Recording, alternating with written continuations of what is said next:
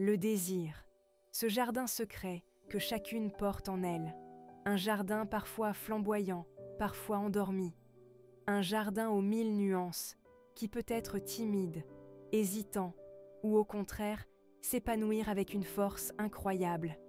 Mais que se passe-t-il lorsque ce désir s'efface, lorsque le jardin intérieur semble perdre de sa vitalité?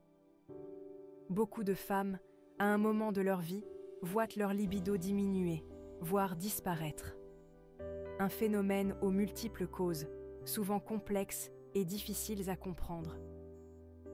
C'est un sujet tabou dont on parle à voix basse, alors qu'il mérite d'être abordé avec douceur et intelligence. Dans cette série de vidéos, nous allons explorer ensemble les 9 causes principales de la perte de libido chez la femme.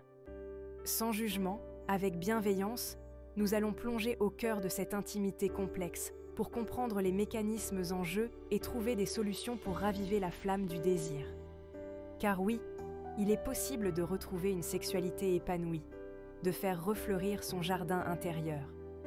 Il suffit parfois de quelques clés, de quelques conseils pour dénouer les nœuds qui entravent le désir et retrouver le chemin du plaisir.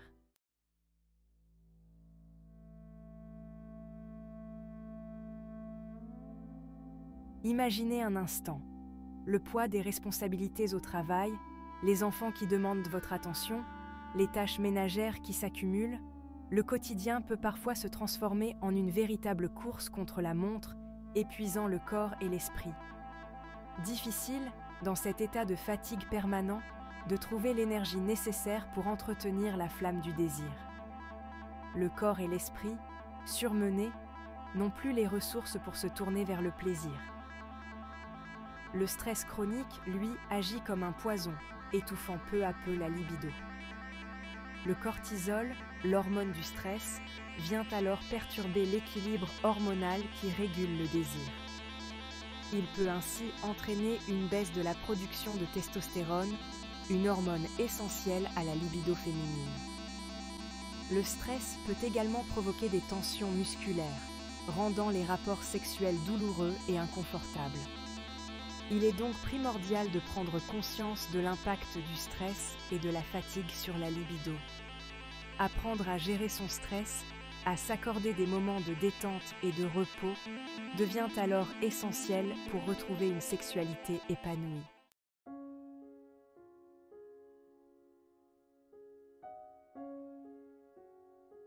Car oui, le désir ne se commande pas. Il naît d'une harmonie subtile entre le corps et l'esprit. Lorsque l'esprit est encombré par les soucis, lorsque le corps est épuisé par le rythme effréné du quotidien, le désir s'éteint peu à peu. Il est alors important de réapprendre à écouter son corps, à comprendre ses messages.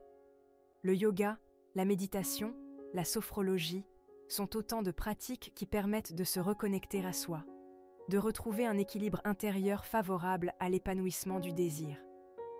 N'oublions pas l'importance d'une alimentation saine et équilibrée. Privilégier les fruits et légumes frais, les aliments riches en vitamines et minéraux, contribue à maintenir un bon niveau d'énergie et à favoriser la production d'hormones clés pour la libido. Enfin, il est essentiel de communiquer avec son partenaire. Partager ses difficultés, ses envies, ses craintes, permet de créer un climat de confiance et de complicité indispensable à l'épanouissement du désir.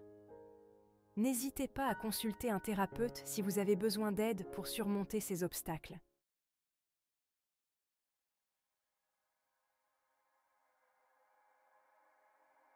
Le plaisir devrait être au rendez-vous lors de chaque rapport amoureux.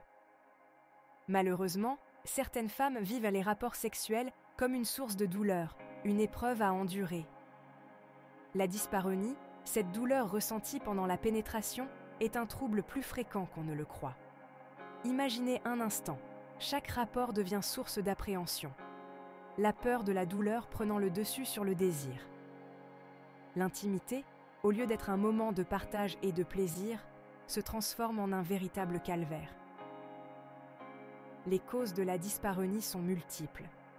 Parfois, il s'agit d'un problème physique, sécheresse vaginale, infections urinaires ou vaginales, endométriose, D'autres fois, la douleur trouve sa source dans un traumatisme psychologique passé, abus sexuels, violence conjugale. Il est important de ne pas rester seul face à la douleur. Consulter un médecin ou un gynécologue est essentiel pour identifier la cause de la dyspareunie et mettre en place un traitement adapté. N'oublions pas que la douleur n'est pas une fatalité et qu'il est possible de retrouver une sexualité épanouie.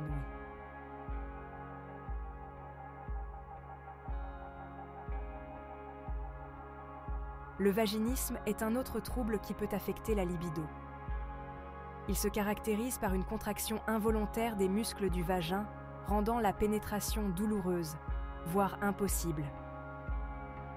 Imaginez un instant, votre corps, malgré votre désir, se referme comme une huître, vous empêchant de vivre pleinement votre sexualité. Les causes du vaginisme sont souvent d'ordre psychologique, peur de la douleur, anxiété liée à la performance, traumatisme passé. Il est important de rappeler que le vaginisme n'est pas un choix conscient, mais bien un réflexe physique incontrôlable. La bonne nouvelle, c'est que le vaginisme peut être soigné. La prise en charge est souvent pluridisciplinaire, associant kinésithérapie, sexothérapie et psychothérapie. La kinésithérapie, notamment, permet d'apprendre à relâcher les muscles du plancher pelvien. La sexothérapie aide à déconstruire les peurs et les blocages psychologiques liés à la sexualité. Enfin, la psychothérapie permet de travailler sur les traumatismes du passé qui peuvent être à l'origine du vaginisme. N'hésitez pas à demander de l'aide, il est possible de retrouver une sexualité épanouie.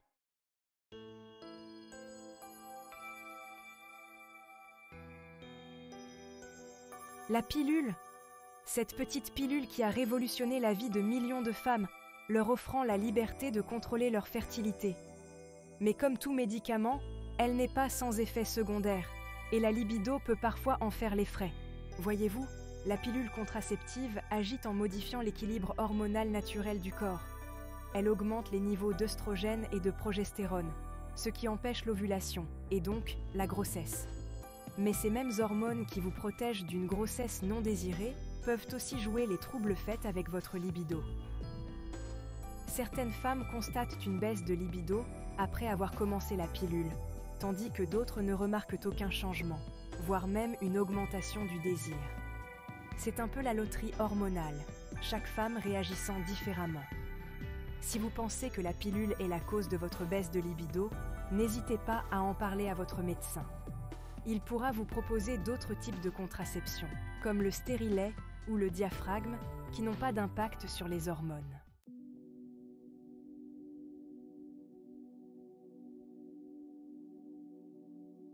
La pilule n'est pas la seule coupable hormonale.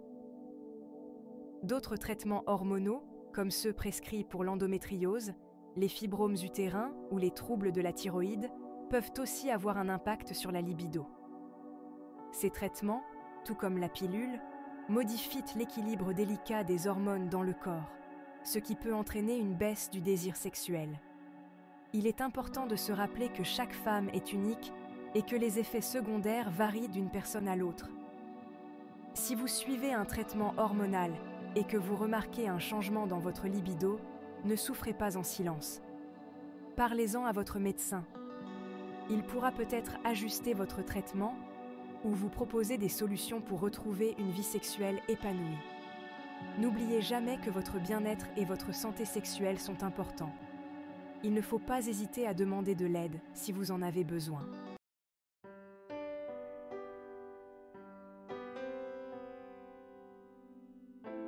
La dépression est une maladie complexe qui affecte non seulement l'humeur, mais aussi le corps et l'esprit. Parmi ces nombreux symptômes, la baisse de libido est souvent un signe révélateur, un appel à l'aide silencieux. Imaginez un instant, le monde semble gris, le poids du quotidien vous écrase, et même les plaisirs simples de la vie perdent de leur saveur. Dans cet état d'esprit, il est compréhensible que le désir sexuel s'estompe. La dépression peut perturber la production de neurotransmetteurs, ces messagers chimiques du cerveau qui jouent un rôle crucial dans le désir et l'excitation sexuelle. La dopamine, la sérotonine, toutes ces petites molécules qui orchestrent le concert de nos émotions sont affectées. Il est donc important de ne pas ignorer une baisse de libido persistante, car elle peut être le signe d'une dépression sous-jacente. N'hésitez pas à consulter un professionnel de santé si vous vous reconnaissez dans ces symptômes.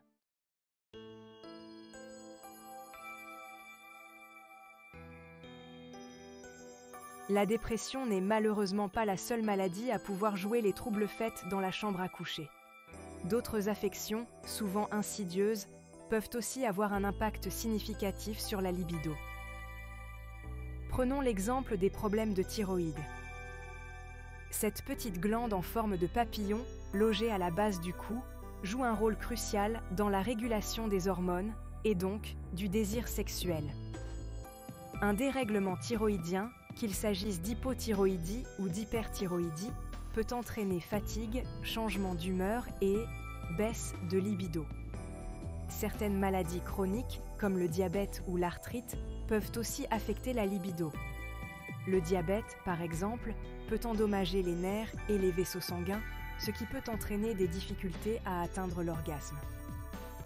L'arthrite, quant à elle, peut rendre les rapports sexuels douloureux, ce qui a un impact direct sur le désir. Il est important de se rappeler que chaque maladie a ses propres spécificités et que les traitements peuvent varier d'une personne à l'autre. N'hésitez jamais à consulter un professionnel de santé pour obtenir un diagnostic précis et un traitement adapté à votre situation.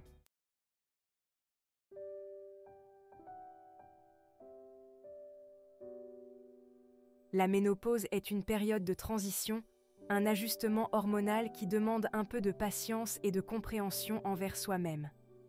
Heureusement, il existe des solutions pour s'adapter à ces changements et retrouver une vie sexuelle épanouie. Tout d'abord, il est important de communiquer avec son partenaire.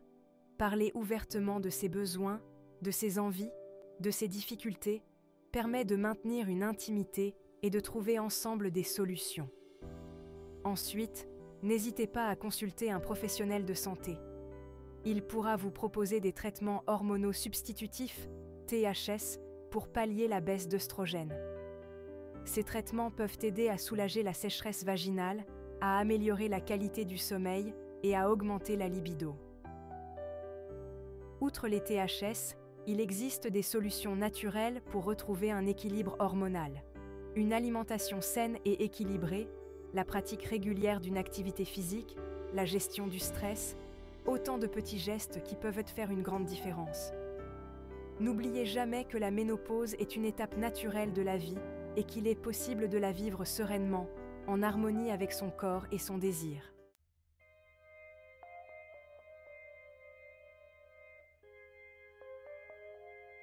Le sexe, c'est comme une danse. Ça demande de la communication, de l'écoute et de la compréhension mutuelle. Quand on ressent de l'insatisfaction dans ses rapports, cela peut créer un véritable cercle vicieux. On a moins envie, on se sent moins désirable et le plaisir s'envole. Imaginez un instant, vous avez soif, mais chaque fois que vous buvez de l'eau, elle a un goût amer. Vous allez finir par hésiter à boire, n'est-ce pas? C'est un peu la même chose avec des rapports insatisfaisants. Le manque de plaisir peut être lié à différents facteurs. Un manque de préliminaires, une mauvaise communication des désirs, des positions inconfortables ou encore une routine qui s'est installée. Il est important de briser ce cercle vicieux. Parlez-en avec votre partenaire, explorez de nouvelles choses et n'hésitez pas à consulter un spécialiste si nécessaire. Le plaisir partagé, c'est le ciment d'une vie intime épanouie.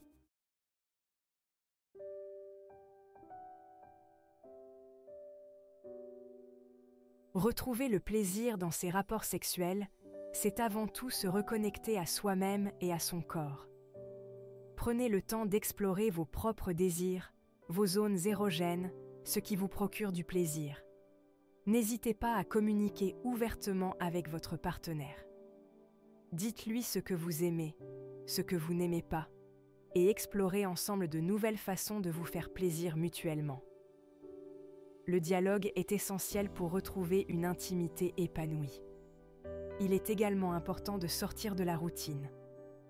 Osez essayer de nouvelles positions, de nouveaux jeux, de nouveaux lieux. Laissez libre cours à votre imagination et n'ayez pas peur d'expérimenter. Rappelez-vous que le plaisir sexuel est un élément important de la vie de couple.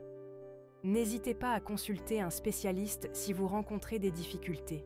Il saura vous accompagner et vous aider à retrouver une sexualité épanouie.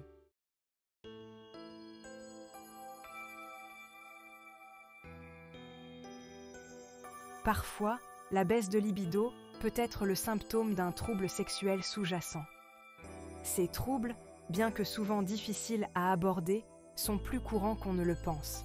L'anaphrodisia, par exemple, se caractérise par une absence totale ou partielle de désir sexuel.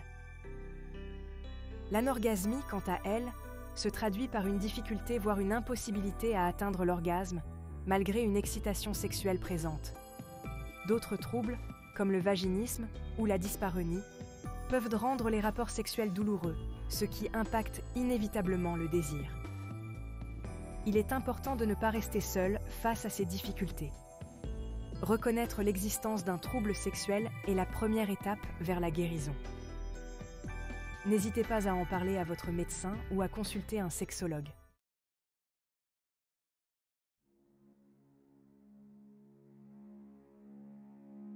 Les troubles sexuels sont encore souvent entourés de tabous et de honte. On hésite à en parler, même à son médecin, de peur d'être jugée ou incomprise. Pourtant, il est crucial de briser ce silence. Parler de ces difficultés, c'est s'ouvrir la porte à une possible solution, à un mieux-être. Des solutions existent pour chaque trouble. Thérapie comportementale, exercices de relaxation, médicaments, la médecine a fait d'énormes progrès dans le domaine de la sexologie. N'oubliez jamais que vous n'êtes pas seul. Des professionnels de santé sont là pour vous accompagner sur le chemin du désir retrouvé et d'une sexualité épanouie.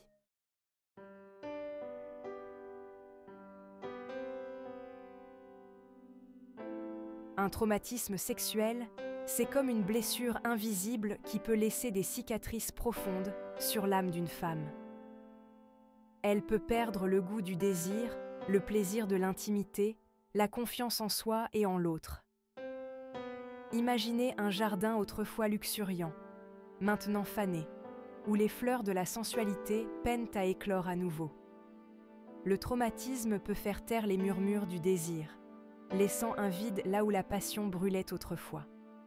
Il est crucial de comprendre que la guérison prend du temps. Chaque femme est unique et son parcours de reconstruction est propre à elle.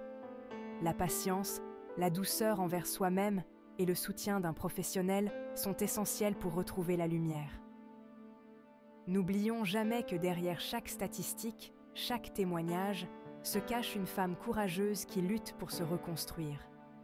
Offrons-lui notre écoute attentive, notre empathie et notre soutien indéfectible.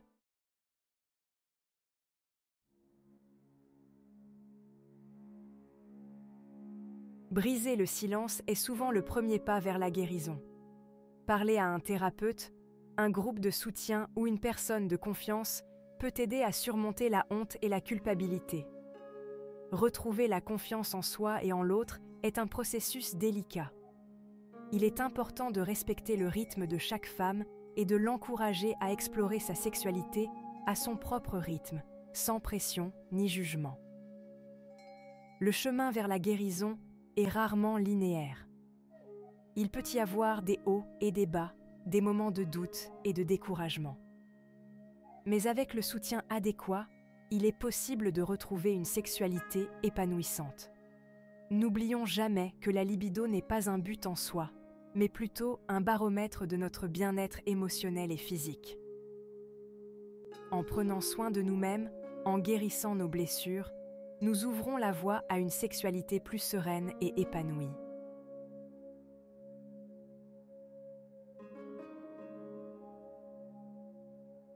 À long terme, la consommation excessive d'alcool et de drogue peut créer un cercle vicieux. La baisse de libido et les problèmes sexuels qu'elle engendre peuvent entraîner une perte de confiance en soi, de l'anxiété et de la dépression, poussant à consommer davantage. Il est important de se rappeler que l'alcool et les drogues ne sont pas des solutions aux problèmes personnels ou relationnels. Au contraire, ils peuvent aggraver les difficultés existantes et créer de nouveaux obstacles au bien-être et à l'épanouissement sexuel. Si vous constatez que votre consommation d'alcool ou de drogue affecte votre libido ou votre vie sexuelle, il est important de demander de l'aide. Des professionnels de la santé et des groupes de soutien peuvent vous accompagner dans votre démarche de soins et de mieux-être. N'oubliez pas que prendre soin de sa santé physique et mentale est essentiel pour retrouver une libido épanouie et vivre une sexualité sereine et satisfaisante.